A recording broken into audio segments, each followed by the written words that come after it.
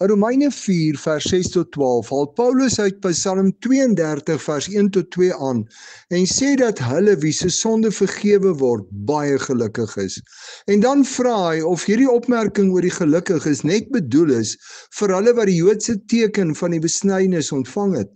Vir die Jode was die besnydenis baie belangrik en baie het selfs aanvaar dat jy in Jesus Christus as Here en Verlosser kon glo, solank jy net besny word en die Joodse gebruike nakom.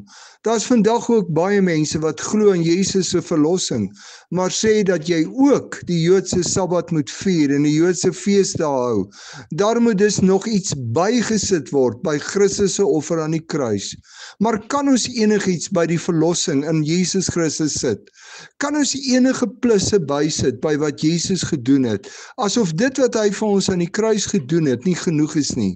Paulus wys daarop dat Abraham vrygespreek is op grond van sy geloof voordat hy besny is. Die besnydenis het daarna as 'n teken gekom en die doel daarmee was dat Abraham die vader van die gelowiges uit die Jode en die nie-Jode sou wees. Almal word dus vrygespreek op grond van geloof in Jesus Christus. Verstaan jy dat geloof in Jesus Christus genoeg is om deur God vrygespreek te word? Verstaan jy dat as jy enigiets wil bysit by wat Christus gedoen het, dit te veel is en daar vir jou geen verlossing is nie? Christus het die volle offer vir ons sonde gebring. Ons kan niks daarby sit nie. Moet jy nie dalk begin bid vir al hierdie mense wat plusse by Christus se offer wil sit nie?